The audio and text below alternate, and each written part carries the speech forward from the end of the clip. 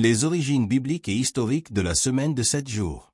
Haut-parleur public, soutenez cette chaîne en vous abonnant et en activant la cloche pour ne rien manquer de nos enseignements. La semaine de 7 jours est une structure que nous suivons tous sans questionner. Mais savez-vous d'où elle vient réellement? Bien que de nombreuses civilisations anciennes aient regardé le ciel pour établir leur calendrier, la véritable origine du cycle de 7 jours vient de l'ordre divin établi par Dieu dans la création, bien avant que l'astrologie n'influence le comptage du temps. Les 7 planètes des anciens. Dans l'Antiquité, les peuples observaient le ciel et remarquaient que, contrairement aux étoiles fixes, cette corps céleste se déplaçait différemment. Ils les appelaient astres errants ou planètes, et ils incluaient 1. Le soleil, soleil noir avec rayons. 2. La lune, croissant de lune.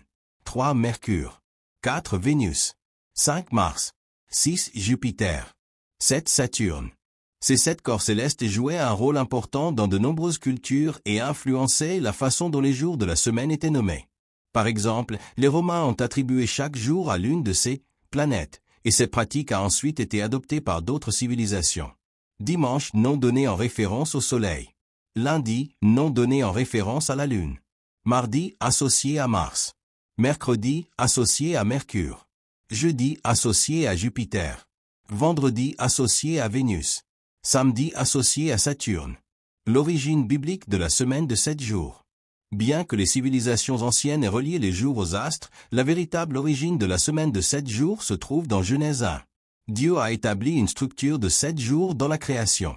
Il a créé les cieux, la terre et toute vie en 6 jours.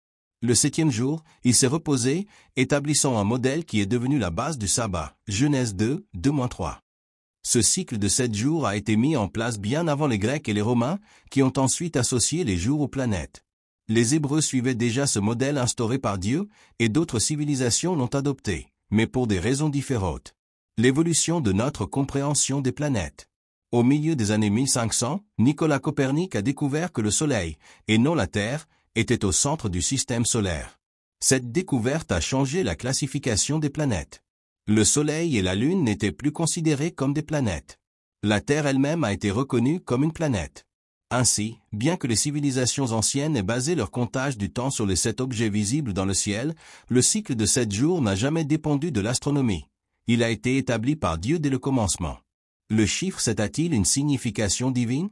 Dans la Bible, le chiffre 7 symbolise l'achèvement et la perfection. 7 jours de la création, Genèse 1. 7 sceaux, trompette et coupe dans l'Apocalypse, Apocalypse août 2016.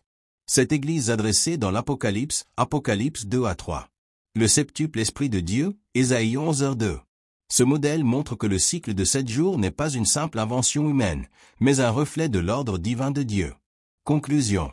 Même si les archives historiques montrent que de nombreuses civilisations ont relié la semaine de 7 jours au 7 astres visibles, la véritable origine de ce cycle se trouve dans le récit de la création en Genèse. Le monde utilise l'astrologie et la mythologie pour expliquer le temps, mais la parole de Dieu demeure l'autorité ultime. Alors, la prochaine fois que vous regarderez un calendrier, rappelez-vous, ce rythme du temps a été établi par Dieu lui-même. Haut-parleur public, soutenez cette chaîne en vous abonnant et en partageant cette vidéo avec vos proches. Restez curieux, restez fidèles et gardez les yeux levés vers le ciel.